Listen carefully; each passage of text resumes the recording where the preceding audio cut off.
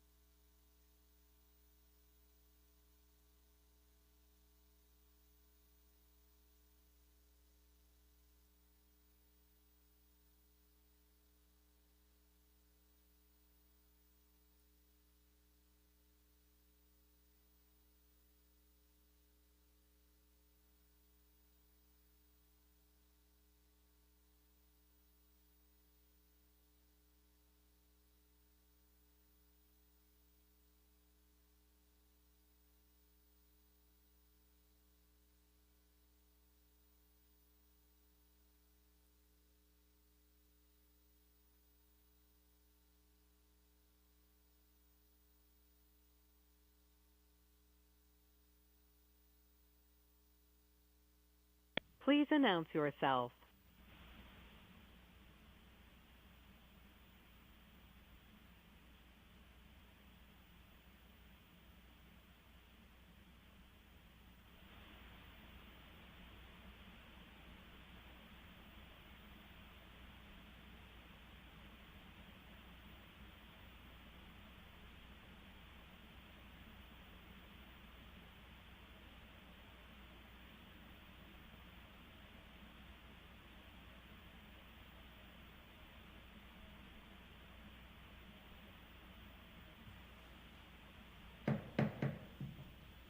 Good evening. Welcome to our regular meeting of the Livingston Council, and we're gonna call to order at 7:08 p.m. Could everybody please stand for the Pledge of Allegiance? Ready, begin.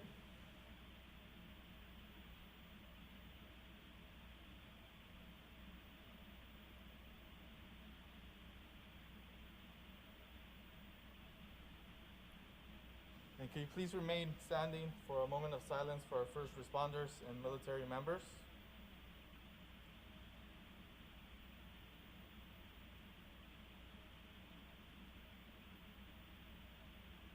Thank you.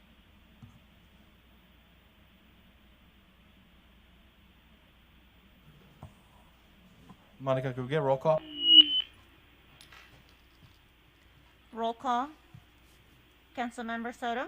Present. Councilmember Moran. Present. Mayor Pro Tem Garcia. Mayor Pro Tem Garcia. Is that for Garcia? Yes. Mayor Pro Tem Garcia. Yeah, present. I could, your volume is very low, so I'm not sure they're out there fixing that. Is that for Garcia? Yes. Mayor Pro Tem Garcia. Yeah, present. I could, your volume. Okay. Mayor Aguilar. Present. For the record, Councilmember King is not in attendance, but his absence is excused. Mayor Pro Tem, just we heard you loud and clear, so the tech in the back are working on the volume. Hopefully you can hear us better. Thank you, sir. Thank you, guys. In regards to closed session announcements, council will be resuming a closed session after the regular meeting. So there's no report at this time. Council, any changes to the agenda?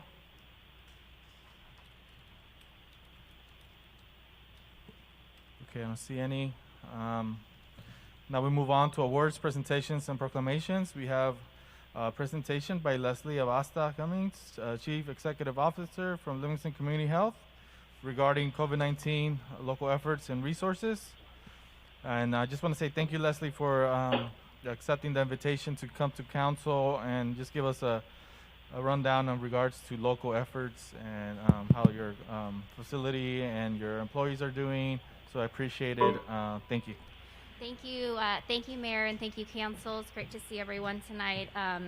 I can't actually believe that it's been as long as it has since the last time that I was here. I think last time we were here, we were seeking approval of the overall project, which you all now see is built and functional and on B Street. So I'll keep my presentation short, but it's always a pleasure to come and talk with all of you and let you know what's going on with Livingston Community Health. I think that first and foremost, I want to just, for those of you who don't know, to let you know that outside of just B Street, we also have 6 other locations where we are serving over 21,000 patients in Merced and Stanislaus counties. Here in Livingston, you know that we have 2 locations, one that is our B Street campus, and we also have Wolves Wellness, which is located inside of Livingston High School, that we actually just reopened on Monday. So on Monday, we were able to reopen offering virtual telemedicine visits to the students, and they'll be connected live with a provider over at campus, and that'll be for both medical and mental health services as they are sought by students. We also have locations in Hillmar, Delhi, Turlock, Houston, and Waterford, serving patients in those locations as well.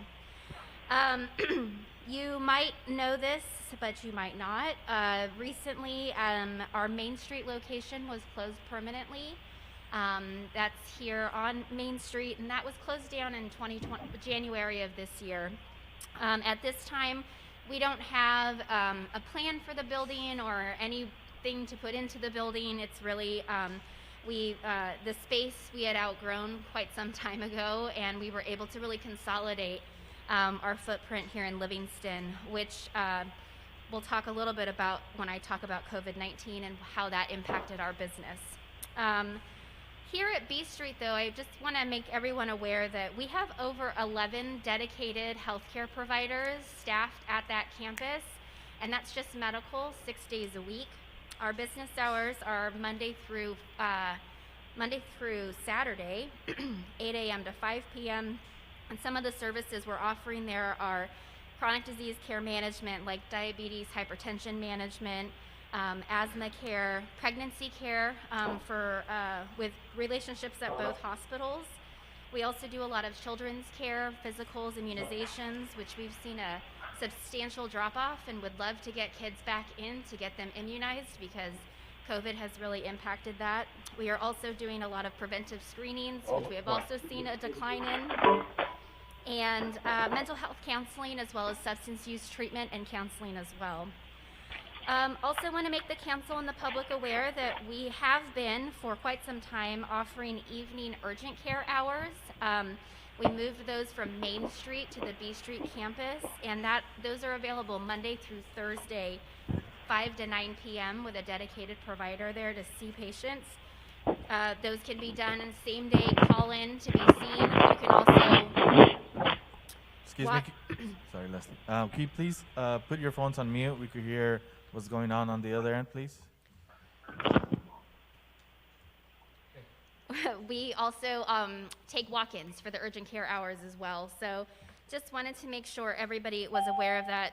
Some common things that we see in urgent care are, rashes, allergic reactions, definitely fever, sore throat, ear infections, sprains, strains, wounds, lacerations, and even upper respiratory. So there are a lot of things we can treat here in Livingston without folks needing to feel like they need to go to either ER or a different urgent care. Those services are available here. And I think the great thing about being a local provider is that if we see the need expand, then we will expand the hours, and at some point could get into Saturday and Sunday hours as well, if the demand is there. So we are open again with dedicated providers on Saturdays, also from 8 to 4. I did want to say that, COVID had a pretty tremendous impact on our business. When COVID happened in March, we canceled almost 3,000 appointments between March and June to really, out of an abundance of caution for everyone, for the patients, for the staff, for everyone. And unfortunately, that has also rendered our dental services still not open.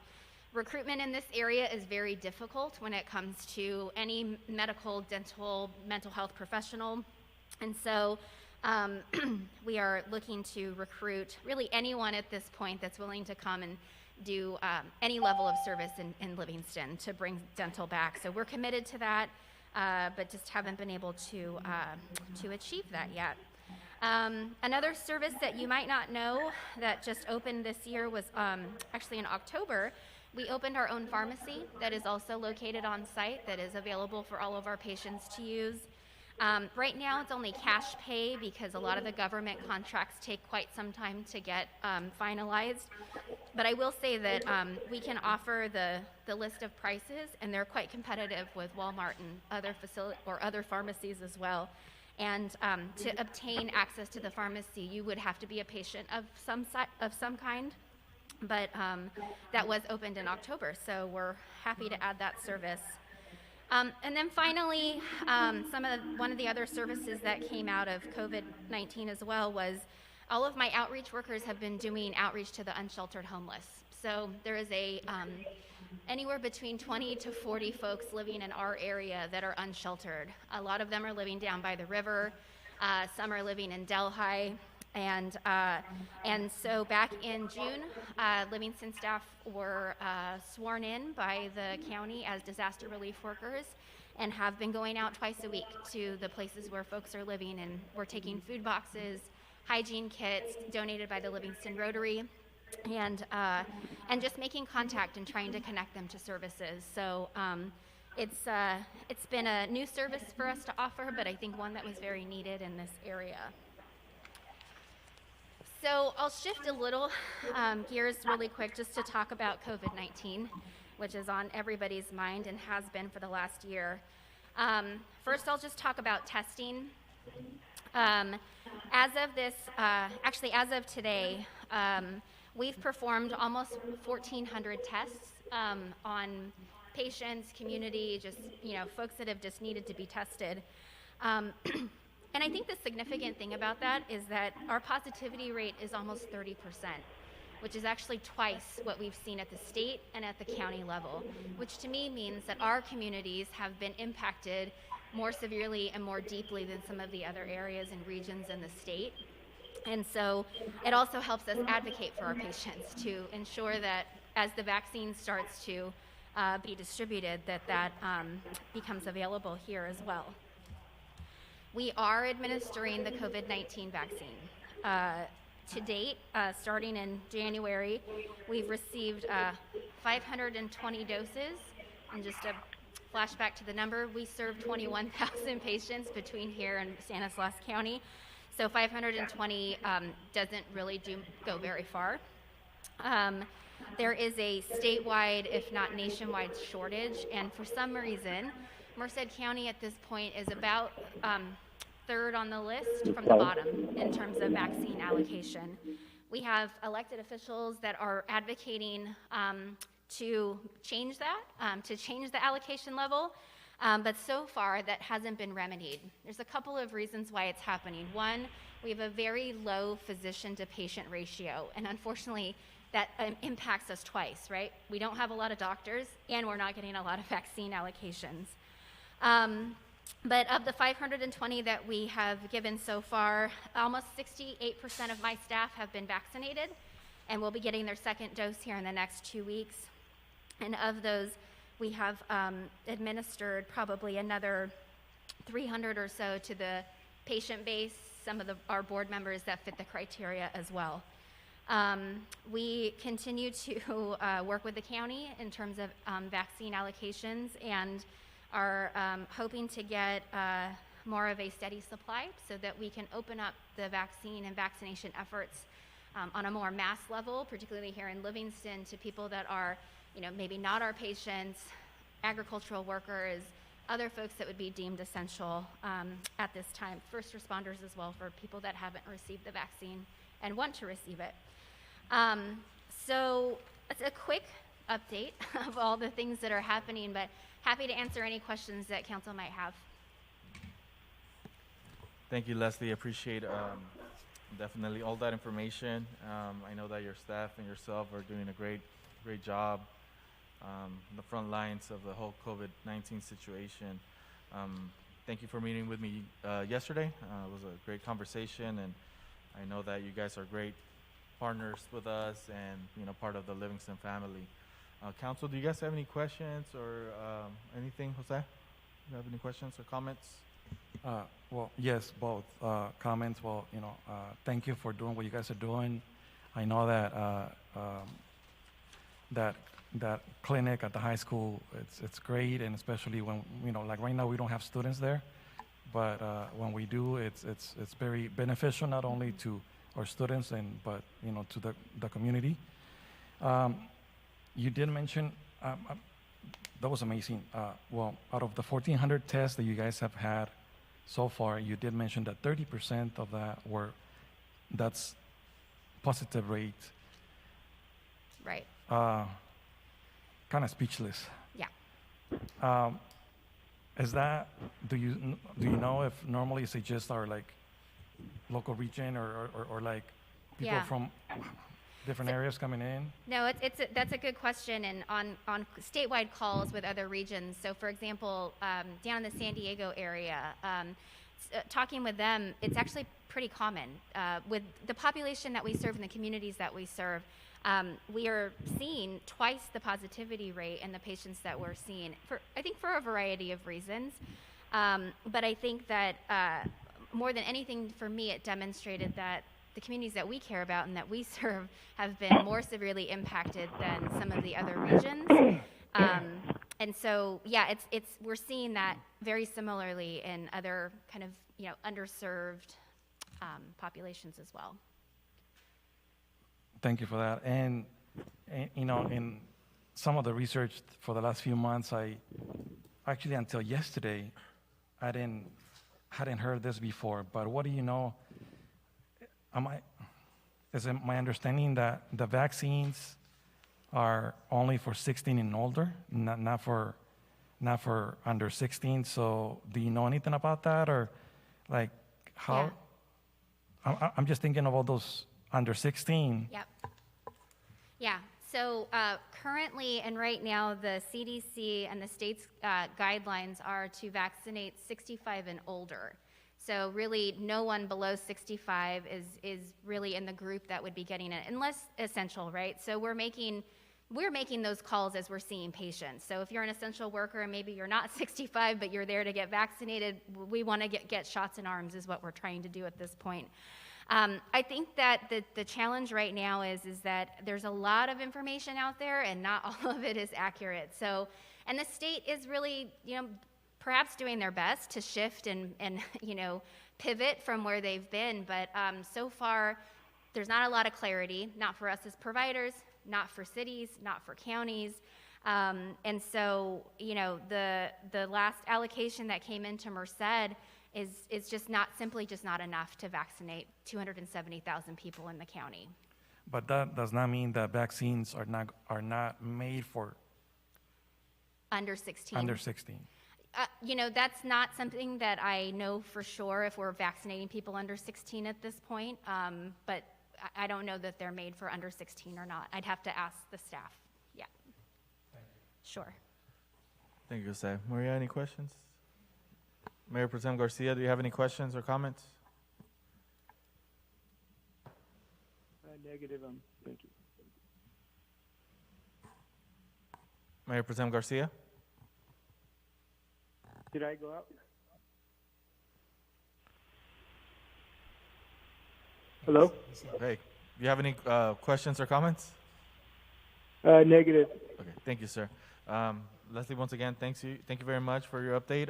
Just for me, like some of the things that I think the public aren't, very much aware of is like your extended hours, the urgent care capacity of your facility. So it was good to know, very good information. And like I said yesterday, make sure that that that we're here to support you guys and your efforts, and we're here to partner up and collaborate as best we can. Jose, do you want any comments or anything? Yeah, I just want to thank Leslie. We, besides COVID, we've had a great working relationship with the city on all fronts, and looking forward to continuing that. And kudos to you and just all of the because she's not only in Livingston, she's all over the place. They got a lot of different offices. I've been very pleased to see how much you guys have grown, and the campus. It's just awesome. So thank you for your leadership and continued partnership. Well, thank you, and thank you to all of you. We look forward to working with all of you soon, and we'll get some of the other information over to you so that the public's aware of those hours and expanded services. So Perfect. Okay, Thank thank you. you. Thank you.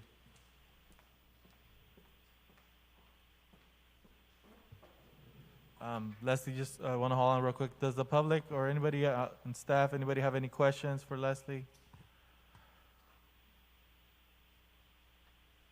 Thank you. Thank you, Leslie. All right, we're moving on to announcements and reports. I see our supervisor, Rodrigo Espinosa, is here. He's coming up.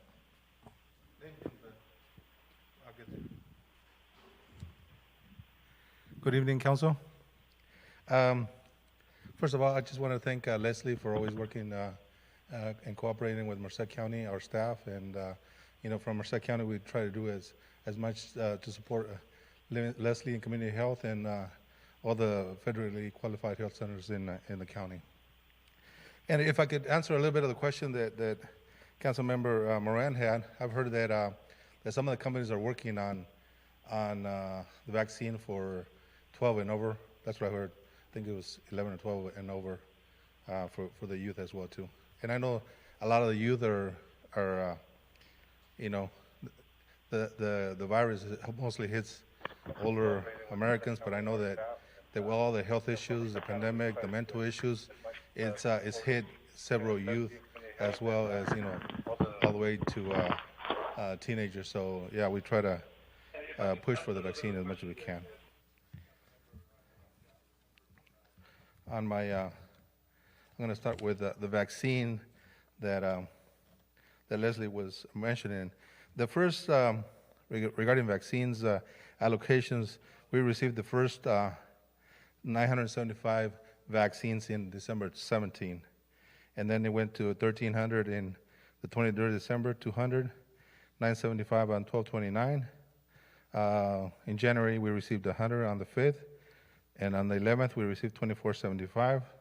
On the 19th, we received 2775. On the 22nd, 1,000. And on the 25th, 975 total, 10,775 total. And this is on the 25th because this is from last count in last board meeting that we had. And as Leslie stated, we were the third lowest in the state. So, we've called Adam Gray, I talked to Ana Caballero as well. And, as a board and all the counties in the Central Valley, San Joaquin Valley, we've sent the governor a letter in regards to the low allocations, that it's not equitable and fair for our county to be, there at the bottom. I think that, one of it's on here too as well. This is the update we received from the Department of Health in Merced County. Pasadena, which is 157,000 people, received 22,000 vaccines compared to 270,000 people that we have in Merced County. We only received about 7,800 vaccines, so that's unfair. And so one of the things, who else? I know that down in the, in the LA, they have more representation because of the high population, but it's still not fair. Yes, they have more population and, the virus grows faster, but, we all deserve the same treatment in the state, especially since Newsom's always talking about fairness, but we're a lot of inequities, with this, with the governor. So it's just not fair. I have Now, in regards to, and then we have to listen to all our citizens, right? Every day I get calls, hey, what are you guys doing today? Even yelling at us with scoring at us in emails. So it's just really unfair. Of the total 10,775 vaccines, we sent 1,500 to the hospitals, healthcare providers, 5,940, county clinics, 2,345, and the freezer, 980 doses. So this week and maybe next week, they halted the clinics because with what we have reserved, we're gonna try to do second doses, this week and next week. But that's unfair, Hey, we've been pushing for 65 and over, and I get calls from businesses, Foster Farms, and other big companies. It's like, well, you know what? Hey, we need to keep on with production, and but as even the small farmers, it's like, hey, when are we going to get the vaccine? Can you hook me up? And it's like, no, I can't hook you up, because we have to justify. The state will audit every county and make sure that people 65 and over are getting priority, and I can't send somebody that's 30, 40 years old and to get a vaccine. So if they want to make the decision at the public health, that's on them. But want to make sure, hey, I just recovered from COVID as well, and I'm going to wait, whether it's a month, 2 months, or 3 months. A doctor told me that I can always already get the vaccine, but I'm not going to go ahead. I got antibodies already, so I'm going to wait and we just wait my turn just like everybody else. So when you hear about somebody getting the vaccine when they're young, that's, and I think we heard it's not fair. So, so we sent a letter to the governor, and he says, we share your frustration that many in the state and across the country are feeling as they wait for the vaccine supply to increase. The lack of sufficient vaccine supply to meet the need and demand has caused angst at every level of the process. Currently, California is receiving weekly vaccine allocations of approximately 450,000 doses, minus the long-term care in the county. So you see, it's 450,000 doses delivered across 70 entities, different entities across the county. So it's not enough. So hopefully, with the Biden administration, they'll be able to push all those vaccines across the country. Another thing is that today we had a board meeting, and we approved a contract with TRC, a company out of Idaho, to do product research and development at Castle. They're going to use 225 acres to do research on it, and they'll be contracting hopefully with UC Merced, with new engineers, and it's going to provide more than 100 jobs. So it's going to be something hopefully well for our county and for economic development. So let me see here. I think that's all I have, unless you have any questions. Thank you, Mr. Espinosa. Council questions? Jose? Yes. So, more of a comment. This last weekend, the county had a community cleanup. This one was in Stevenson. And I found out through social media, because of someone that works there, lives here, and then I happened to find out, and then, it was shared. But in just inquiring and in conversation with some of the employees there, they said that, they were expecting so many more people, but only about 50% of their expectations showed up, and, which is still good, because that helps to prevent, like trash all over the county on the roads and stuff like that. But and then later I was looking at their website on social media. It's there, but it seems like they don't have large enough reach to keep the community informed, of the different cleanups,